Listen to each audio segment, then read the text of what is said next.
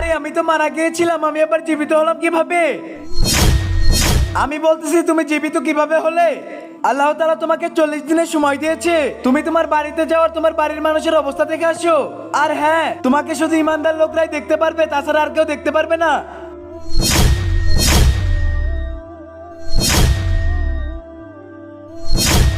আরে দেখ ভাই, আমি ফিরে এসেছি।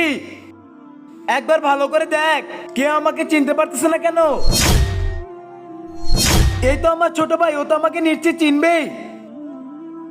দেখ আমি ফিরে এসেছি, তুই আমাকে চিনতে পারতেছিস না কেন?